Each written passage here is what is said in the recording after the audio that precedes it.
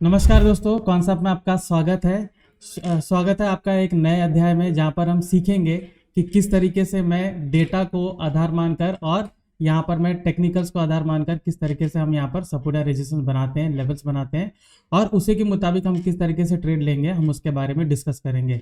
यहाँ पर देखिए, मैं दोनों चीज़ डिस्कस करूंगा कि किस तरीके से लोगों को लेवल्स बनाने में, सपोर्ट या रेजिस्टेंस बनाने में थोड़ी दिक्कत होती है, तो उसका भी सामना हम करेंगे और देखेंगे कि उसका सोल्यूशन क्या है।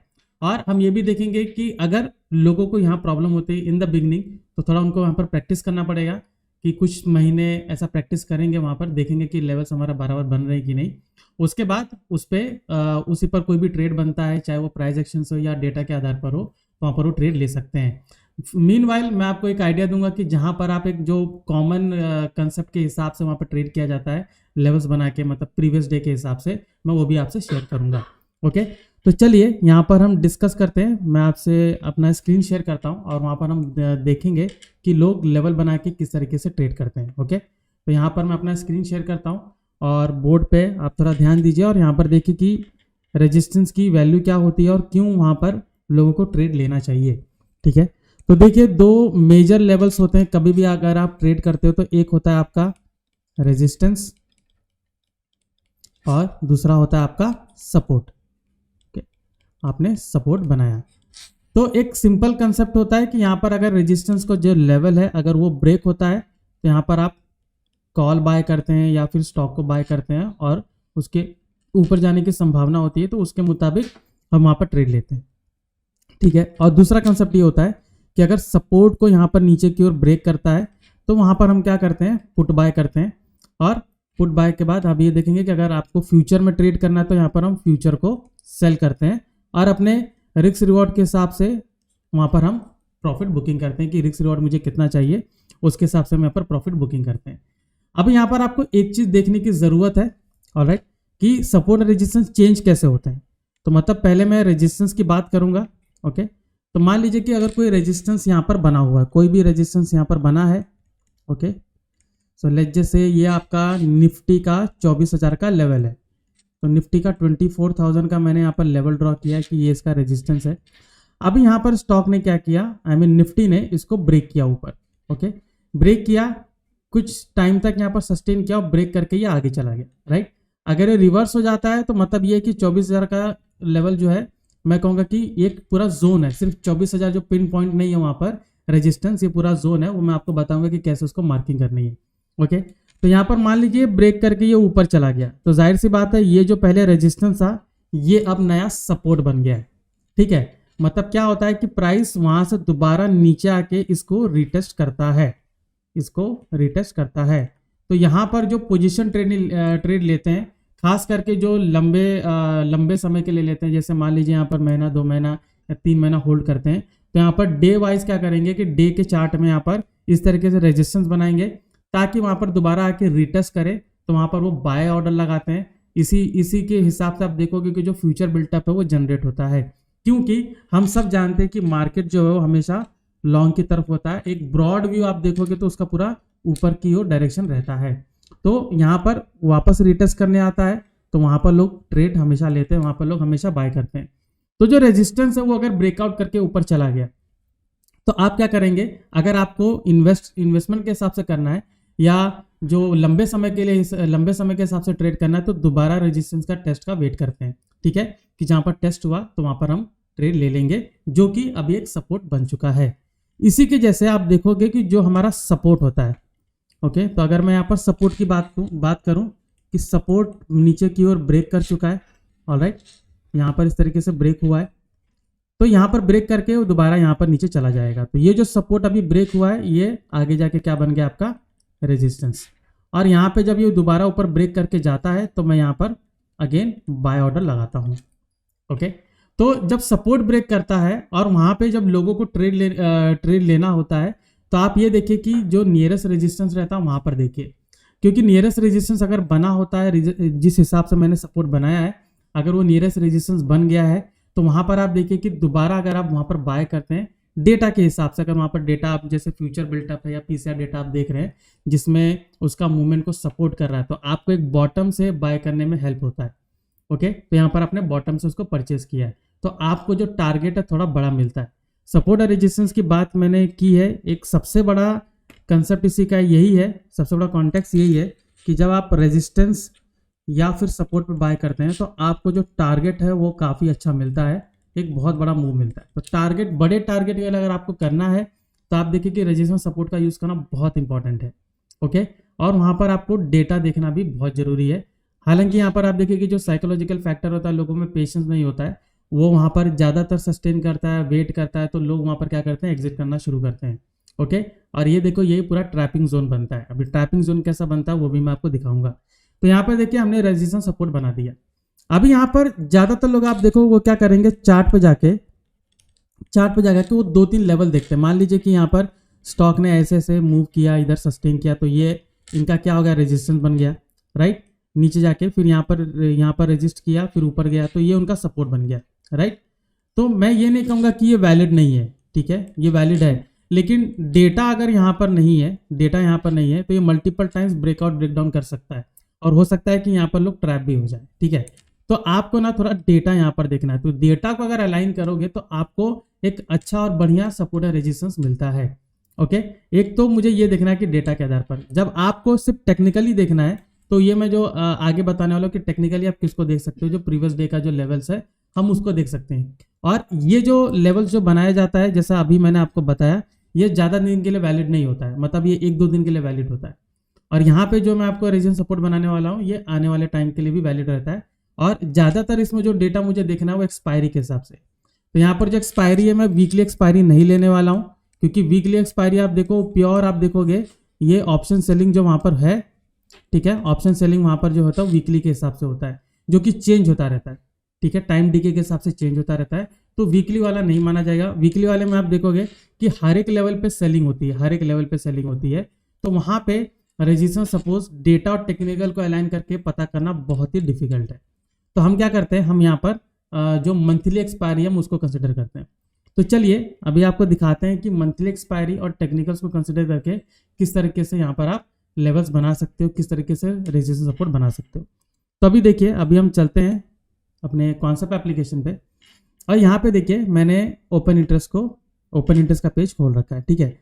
यहाँ पे देखिए एक्सपायरी जो है मैंने 30 जनवरी का लिया हुआ है, जैसे कि मैंने आपको बताया था कि मुझे मंथली एक्सपायरी का चाहिए, वीकली का नहीं चाहिए। तो वीकली का अगर मैं लूँगा तो मुझे आप देखोगे कि ये जो काफ़ी कंजेस्टेड लगेगा, ठीक है। अगर आप कोई भी वीकली पिकअप करते हैं, जैसे आज 2 जनवरी है, आज का पिकअप करेंगे, 9 का पिकअप करेंगे, तो आप देखोगे इस तरीके से आपको मिलेगा, हर एक जगह पर आपको राइटर्स ज़्यादा मिलेंगे। तो इस हिसाब से हर एक जो पॉइंट है वो रेजिस्टेंस सपोर्ट या लेवल्स नहीं हो सकता। तो उसके लिए आपको मंथली एक्सपायरी जो है उसी को सेलेक्ट करना पड़ेगा। तो अभी देखिए यहाँ पर इसको जरा सा मैं एक्सपैंड कर देता हूँ और नीचे इसको स्क्रॉल करता हूँ। तो देखिए अभी यहाँ पर मुझे 24,000 का जो लेवल है बहुत ही स्ट्रॉन्ग सपोर्ट दिख रहा है। रीज़न ये है कि यहाँ पर आपको 50 लाख से ज़्यादा पुट राइटर्स हैं और लगभग 40 लाख के आसपास यहाँ पर कॉल राइटर्स हैं, ठीक है। तो पुट राइटर्स ज़्यादा है, तो ये एक स्ट्रॉन्ग सपोर्ट यहाँ पर है। उसके बाद आप नीचे अगर जाओगे तो 23,900 का दिख रहा है, उसके बाद आप देखोगे 23,800 का दिख रहा है, राइट।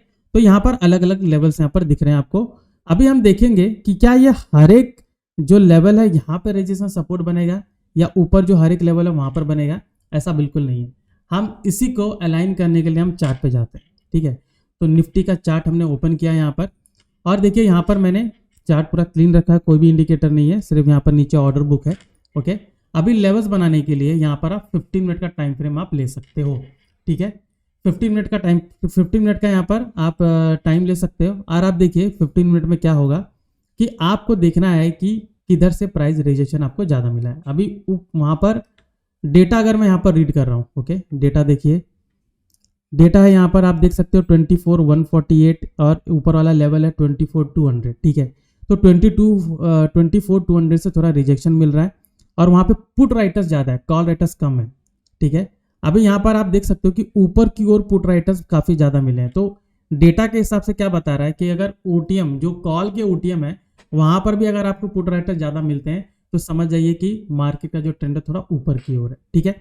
लेकिन यहाँ पर मुझे अभी कॉल में कहीं पर भी अनवाइंडिंग नहीं दिख रही है उस 200 के लेवल पे, तो मैं कहूँगा कि ये लेवल अभी उतना कमज़ोर नहीं हुआ है। लेकिन यहाँ पर हम लेवल्स की बात करें बनाना कैसे है, तो पहले ये देखते हैं 24,200 आप देख रहे हो, ओके। तो चलिए चार्ट पे चलते हैं। तो मैं यहाँ पर जरा लाइन ड्रॉ करने की कोशिश करूंगा। ओके, तो देखिए 24,200 का लेवल ये रहा, 24,180, 24,200। अभी आप देख सकते हो 24,200 पे कैंडल्स काफ़ी वहाँ पर बनी हुई है, ठीक है। उसी को आप देख सकते हो बार बार ऊपर नीचे क्रॉस हो रही है। तो एग्जैक्टली 24,200 रेजिस्टेंस नहीं हो सकता, एग्जैक्टली नहीं हो सकता, ठीक है। तो इसके लिए हम क्या करेंगे, हम देखेंगे कि इसी के आसपास से रिजेक्शन कहाँ पर मिला हुआ है। तो यहाँ पर मैं क्या करूँगा, ये देख सकते हो यहाँ से रिजेक्शन है, ठीक है। अब ये पूरा गैप डाउन हुआ है, ऑलराइट। तो ऑब्वियसली गैप को फिलअप करने का भी जाएगा। ओके, तो मान लीजिए नीचे से ऊपर जाता है तो मेरा एक वो ऑप्टिमल टारगेट होगा। ओके, खैर उसके बारे में बाद में बात करते हैं। तो पहले देखिए यहाँ पर आप देख सकते हो कि 24,269, ऑलराइट। इसके बाद आप नीचे देखिए कहाँ से वापस से रिजेक्शन मिला था, तो ये मेरा 24,125। ओके, तो ये पूरा रेंज हो गया, और ये वाला जो रेंज है ये पूरा ट्रैप वाला रेंज है जो मैंने आपको पहले बताया कि कितनी जगह आप देखोगे कि इसी ओवाई को डेटा को यूज़ करके प्लस वहाँ पर जो टेक्निकल एनालिसिस है उसको यूज़ करके ट्रैप जोन बनाया जाता है। तो यहाँ पर ट्रैप जोन आपको ऑलरेडी बना हुआ है, तो मतलब इसके बीच में अगर हम बाय करते हैं, ऑप्शन बाय करते हैं, चाहे वो पुट ऑप्शन या फिर कॉल ऑप्शन हो, तो देखोगे टाइम डिके के हिसाब से उनको बिल्कुल भी यहाँ पर प्रॉफिट नहीं होगा। जैसे आप देख सकते हो कि यहाँ पर अगर किसी ने सोचा होगा कि 24,200 का लेवल यहाँ पर ब्रेक हुआ है। ओके, जस्ट मैं जो ओवाई डेटा में उसके हिसाब से मैं आपसे बात कर रहा हूँ। तो देखिए ये यहाँ पर एक ग्रीन कैंडल बनी है, फिर रेड कैंडल बनी है, ठीक है, 24,200 के नीचे। तो मान लीजिए रेड कैंडल को आधार मानकर मैं यहाँ पर ट्रेड लेता हूँ, ठीक है। तो यहाँ पर मैंने रेड कैंडल को आधार मान के मैंने ट्रेड लिया कि ये नीचे ब्रेक हुआ है, प्लस मुझे यहाँ पर डेटा भी कह रहा है, ठीक है। तो मैं यहाँ पर ट्रेड लेता हूँ। अभी आप ये देखिए कि अगर इसको नीचे जाना होता तो ये फर्स्ट कैंडल जो बनी है ये ग्रीन नहीं बनती, यहीं पर ये नीचे चला गया होता, ऑलराइट।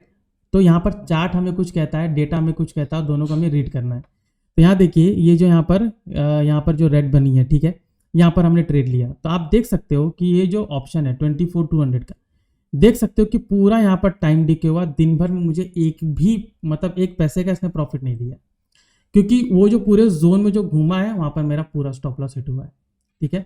मतलब टाइम डिके के हिसाब से मेरा पूरा पैसा वहाँ पर गया है। और ये भी मान लीजिए कि अगर इस दिन आईवी अगर गिरी होगी, ठीक है, तो यहाँ पर और भी ज़्यादा लॉस हुआ होगा, ऑलराइट।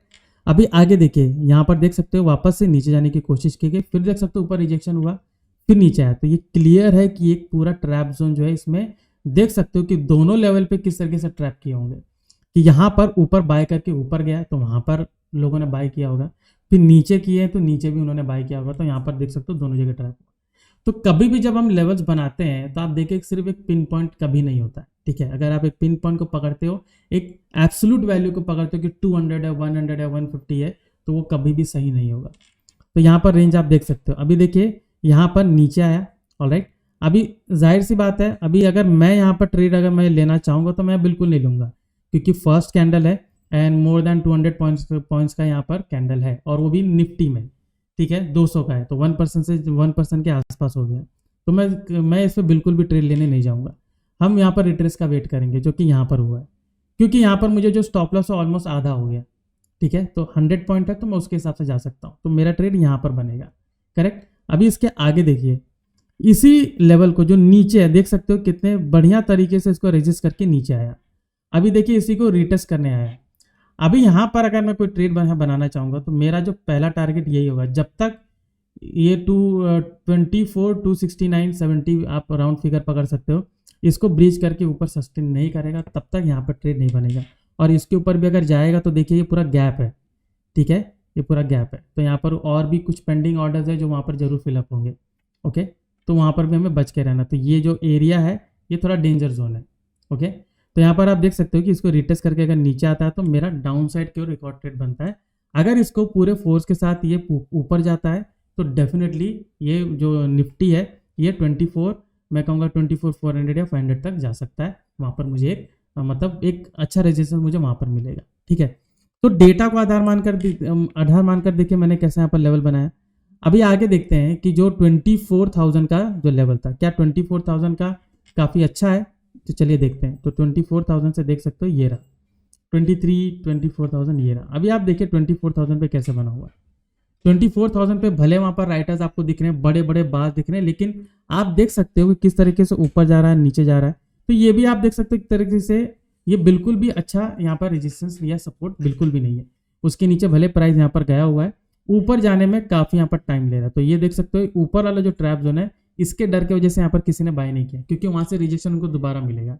ओके, तो यहाँ उनका बाय करने का मतलब ही नहीं है। ऑलराइट, इवन जो सेलर्स हैं जो पुट ऑप्शन को सेल करना चाहेंगे, ओके, वो भी बोलेंगे कि नहीं यहाँ तक जाएगा, छोटा ही टारगेट यहाँ पर मिलेगा। तो देख सकते हो कि इसको आधार मान के किस तरीके से लेवल बनाया। अभी यहाँ पर आप देखिए आगे जाके 24,500 जैसा मैंने आपसे कहा था, और 24,400 जो कि एक ऑप्टिमल लेवल वहाँ पर बन रहा है, हम उसको देख सकते हैं। ओके, अभी अगर पीछे मैं थोड़ा जाता हूँ, ठीक है, 15 मिनट का टाइम फ्रेम है, तो हम पीछे जाते हैं जहाँ पर हम देखेंगे कि कहीं और से मुझे अच्छा खासा रिजेक्शन मिला है या फिर कोई जोन बना है कि नहीं। तो डेफिनेटली ये मेरा जोन यहाँ पर बना हुआ है, तो इसको हम मार्क करते हैं। ये आप देख सकते हो 24,966, 950 इसके आसपास लेते हैं, और इधर से वापस से रिटर्न आया, तो 25,050 का एक और ऊपर का जोन है। ठीक है, ये देख सकते हो, पीछे देख सकते हो वहीं से रिटर्न आया। तो एक ये ऑप्टिमम लेवल वहां पर मिलता है कि अगर इसके बीच में से अगर ऊपर जाता है तो वहां पर जाने के चांसेस ज्यादा है। बिल्टअप अगर यहाँ पर पूरा फॉलो करता है तो पूरा ऊपर तक मार्केट पुश हो सकता है। ओके, तो देखिए यहाँ पर दो जगह मैंने जो बड़े टाइम फ्रेम में जो बड़े लेवल्स बनाते हैं वो ये बनता है। ओके, अभी यहाँ पर कई लोगों को ये थोड़ी परेशानी होगी उसको देख के कि किस तरीके से मुझे लेवल्स बनाना है, थोड़ा टाइम लग सकता है, क्योंकि ये कंसेप्ट मतलब उतना सिंपल नहीं जैसा लोग समझते हैं, जैसा लोगों को लगता है कि मुझे एक ही दिन में समझ में आ जाएगा, थोड़ा टाइम लगेगा, आई अंडरस्टैंड। तो इसको काफ़ी प्रैक्टिस करनी पड़ती है, तो थोड़ा प्रैक्टिस करिए, देखिए कि वो प्रैक्टिस करने के बाद आपको रिजल्ट अच्छे मिलेंगे। ऑलराइट, अभी ये तो हो गया कि मैंने बड़े चीज़ को देखकर मैंने बनाया। ठीक है, अभी कई लोग क्या करते हैं कि उनको रिसेंट वाला कुछ वहाँ पर डेटा चाहिए, मतलब रिसेंट वाला लेवल चाहिए। तो रिसेंट का अगर लेवल्स अगर आपको बनाना है तो पहले हम इसको हटा देते हैं, तो इसको रखते हैं, बाद में हम इसको देखते हैं। अभी देखिए रिसेंटली अगर मुझे लेना है कि मैं रिसेंट डेटा के हिसाब से लूँ, तो देखिए क्या होता है कि लोग थोड़ा चैलेंज फेस करते हैं कि मुझे किस तरीके से सपोर्ट या रेजिस्टेंस बनाए। ठीक है, तो यहाँ पर क्या हो सकता है कि अगर आपको सिर्फ लेवल्स के हिसाब से अगर ट्रेड लेना है तो थोड़ा 5 मिनट के टाइम फ्रेम में जाना पड़ेगा। 15 मिनट उतना एप्लीकेबल नहीं होगा। रीज़न ये है कि यहाँ पर इंट्रा जो रिसेंट डेटा उसके हिसाब से इंट्राडे ही हो सकता है, और जो मैंने आपको पहले बताया था कि हम सिर्फ प्राइस एक्शन को देखकर वहाँ पर लेवल बनाते हैं, तो 5 मिनट में ज़्यादा प्रीफर करना चाहिए, और वो लेवल सिर्फ 1-2 दिन के लिए वैलिड होता है, उससे ज़्यादा नहीं। ओके, तो चलिए यहाँ पर हम जाते हैं 5 मिनट्स में। तो 5 मिनट्स में हम गए, तो ये हमने बनाया। ओके, अभी देखिए जैसे कल का यहाँ पर अगर मुझे लेवल्स बनाना है, सिंपल है कि कल का मैं देखूंगा कि किधर से प्राइस रिजेक्शन हुआ है, हम उसके हिसाब से देखते हैं। ठीक है, बट एक कॉमन कंसेप्ट जो लोग लेके चलते हैं कि प्रीवियस डे का जो हाई लो है उसको मार्क कीजिए, और जो क्लोजिंग है उसको देख लीजिए। ओपनिंग मैं नहीं देखूंगा, ठीक है, क्योंकि ओपनिंग उसके पहले के लिए वैलिड होता है, अभी के लिए नहीं। तो यहाँ पर प्रीवियस डे का जो हाई है वो ये रहा। ओके, अभी यहाँ पर हम क्या कर सकते हैं, लोग यही करेंगे कि प्रीवियस डे का जो हाई है, जस्ट मिनट, उसको मार्क करेंगे, और उसी के हिसाब से फिर लोग ट्रेड लेना शुरू करेंगे कि ये कल का हाई है, ये ब्रेक करेगा तो मैं यहाँ पर ट्रेड लूँगा, और ये कल का लो है, ये ब्रेक करेगा तो मैं यहाँ पर इसको ट्रेड लूँगा। ठीक है, तो दोनों में मैं ट्रेड कैसे ले सकता हूँ वो भी ज़रूरी है। ठीक है, ज़रूरी नहीं कि हम ब्रेकआउट ब्रेकडाउन पर ही ट्रेड लें। ठीक है, आप वहाँ से रिवर्सल से भी ट्रेड ले सकते हो। शर्त सिर्फ यही है कि आपको डेटा पॉइंट देखना है कि डेटा वहाँ पर कैसे चेंज कर रहा है। ठीक है, जाहिर सी बात है, अगर निफ्टी बैंक निफ्टी मॉर्निंग से आप देख सकते हो कि शॉर्ट बिल्टअप में है, लॉन्ग बिल्टअप में है, वो कंसेप्ट आपको देखना है। अगर शॉर्ट बिल्टअप में है तो यहाँ पर मैं कहूँगा कि चांसेस ज़्यादा है कि जो सपोर्ट है वो नीचे ब्रेक हो सकता है। ओके, तो फिर ब्रेकडाउन का वेट करिए।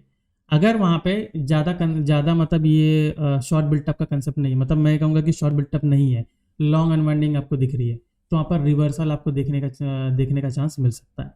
तो हम इस पर क्या कर सकते हैं कि रिवर्सल का वेट करेंगे। अभी यहाँ पर रिवर्सल में आप दोनों चीज़ देख सकते हो कि कुछ प्राइस एक्शन देख सकते हो, उसके साथ आपको डेटा अलाइन करना पड़ेगा, जैसे कल के हिसाब से यहाँ पर हुआ है।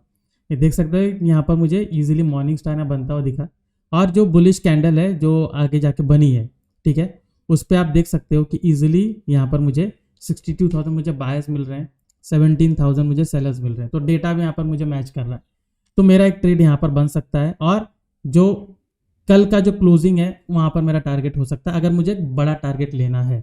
अदरवाइज मैं इसमें 1:2 या 1:1.5 का मैं टारगेट रख सकता हूँ।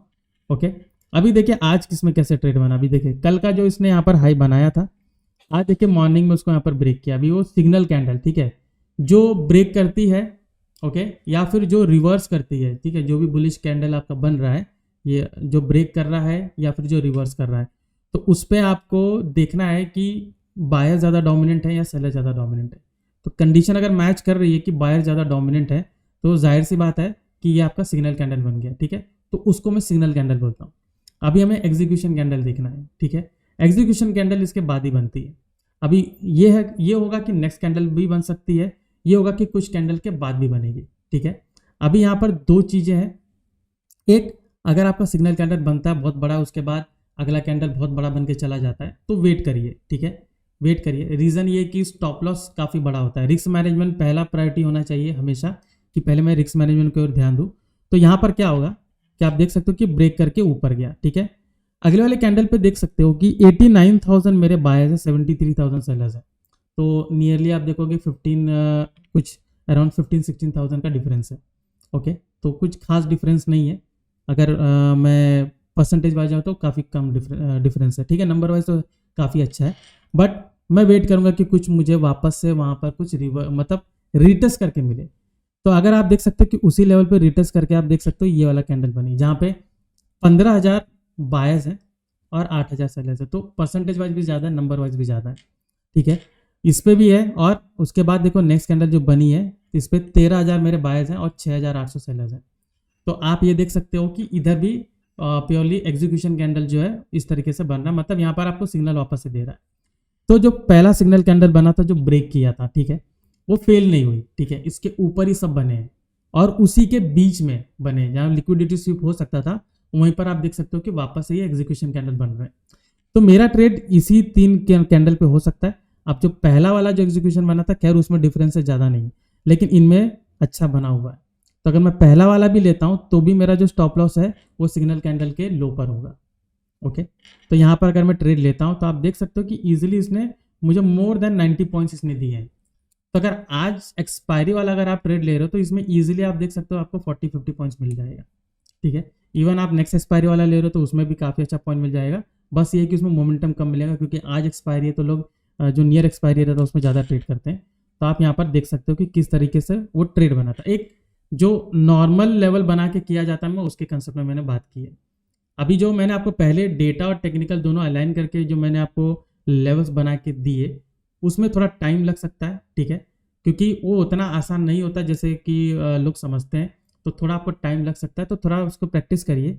मीनवाइल अगर जो ज़्यादातर लोग करते हैं कि प्रीवियस डे का जो लेवल्स है उसके हिसाब से देखते हैं, वो आप फॉलो कर सकते हैं जैसा मैंने यहाँ पर बताया, ठीक है।